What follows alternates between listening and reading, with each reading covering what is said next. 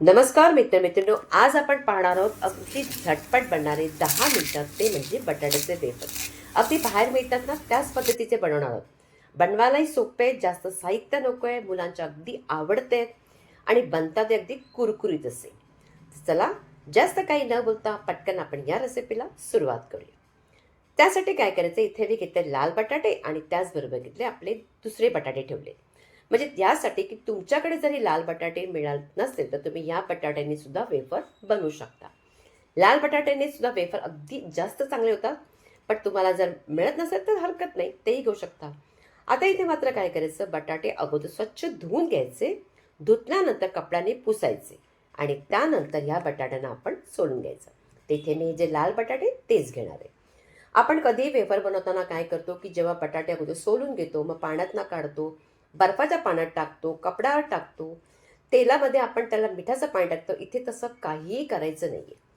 आता इथे आपण बटाटे सोलून घेतले. एखादा किचन प्लॅटफॉर्मवर एखादा कपडा किचनचा चांगला मस्त स्वच्छ असा घ्या, पाण्यातला काढा, पिळून घ्या आणि असा पसरून ठेवा. तुमच्याकडे जे स्लायसर आहे ना बटाट्याचं ते घ्या. मी ते नक्षीदार करणार आहे, कारण का बाहेर जसं मिळतं त्या पद्धतीचं तुम्ही प्लेन केलं तरी चालेल. बटाटा ठेवायचा आणि माझ्याकडे या स्लायसरवरची टोपी दिलेली आहे. त्यामुळे काय होतं, आपल्या हाताला लागत नाही. जर तुमच्याकडे मिळत तुमच्याकडे नसेल ना, तर तुम्ही बटाटा सोलताना म्हणजे सोलताना नव्हे, वेफर पाडताना तुम्ही त्याच्यावरती एखादा कपडा ठेवून अशा पद्धतीने वेफर पाडा. आणि वेफर पाडल्यानंतर कपड्यावरती अगदी एक एक करून बाजूला ठेवा, कारण चिकटलेले असता कामा नये. आता अशाच पद्धतीने बरेचसे वेफर मी करून ठेवलेले आहेत आणि आता पटकन मी अगोदरच कढईमध्ये तेल गरम करायला ठेवले. तेल चांगलं गरम झालेलं आहे. एक एक करून आपण वेफर याच्यात सोडायचे आणि ही काळजी घ्यायची की एकाच बटाट्याला दुसरा बटाटा चिकटलेला असता कामा नये, नाही तर तो नरम पडू शकतो. म्हणून एक एक करून सोडायचं. बऱ्यापैकी जास्त प्रमाणात घालायचं तेलामध्ये. तेल चांगलं गरम असलं पाहिजे. नंतर आपण तसंच त्याला झारा अगदी फिरवत राहायचा. जसं तुम्ही झारा फिरवत राहता तर 5-6 मिनिटांनीच तो अगदी चांगलं आपले हे बटाटे चांगले उलटपुलटही करत राहायचं. आणि आता बघा, तेलावरचे बुडबुडे बंद झाले. तेलावरचे बुडबुडे बंद झाले तर आपण हे वेफर काढून घ्यायचे. तेलावरचे बुडबुडे झाले म्हणजे हीच ओळख आहे की आपले बटाट्याचे वेफर झालेले आहेत. एखादी चाळण घ्यायची, त्याच्यावरती आपण हे वेफर काढायचे. म्हणजे तेल जे एक्स्ट्रा असेल ना ते सगळं निघून जाईल. पण तेल जास्त राहतच नाही मुळे त्याला. आता हे पटकन आपण एखादा कोणत्याही भांड्यात काढून घेऊया. आपण कुठल्याही बोलमध्ये काढल्यानंतर आपण मीठ घातलेलं नाहीये म्हणून काय करायचं, याच्यावरती थोडंसं आपण त्याच्यावरती मीठ घालायचं. मी सफेद मीठ, एखादं तुम्ही असेल तर काळं मीठ आणि त्याचबरोबर लाल तिखट घालायचं. जर मुलं खात असाल तर लाल तिखट नाही घातलं तरी चालेल. आता ही जिन्नस आपण घातल्यानंतर बटाट्यांना सगळा हा मसाला लागावा म्हणून आपण काय करायचं, त्याला अगदी अशा पद्धतीने आपण हलवून द्यायचं.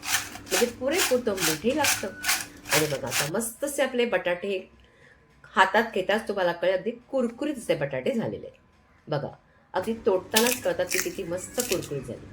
आता आपण काय करूया, आता हे बाजूला ठेवून मी पुन्हा दुसरे एक बॅच बटाटे टाकणार आहे. म्हणून त्याच पद्धतीने आपण कपड्यावरती स्लायसरने बटाट्याचे वेफर असे पाडायचे.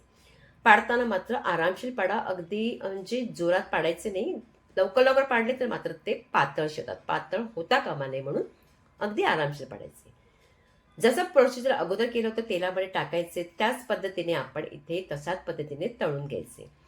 तेलावरचे बुडबुडे थांबले की आपण ते काढायचे आणि नंतर चाळणीमध्ये आपण ते पूर्णपणे निथळून घ्यायचं. आता हे बघा, बटाट्याचे वेफर आपले पटकन हे सुद्धा व्यवस्थित झालेले. अगदी कुरकुरीत बनतात, मुलांना भरपूर आवडणार आहे. नक्की ट्राय करा. अगदी साधी सोपी रेसिपी आणि झटपट बनणारी आहे. तुम्हाला जास्त काहीच लागणार नाहीये. तेलाचे बुडबुडे थांबले गेलेत. आता एखाद्या चाळणीमध्ये आपण त्याला काढायचंय. आता मात्र या बटाट्यांच्या वेफरला मी एक छानसा मसाला तुम्हाला दाखवणार आहे. जसं आपण बाहेर वेफर आणतो त्या पद्धतीचा मसाला बनवायचा आहे आपल्याला.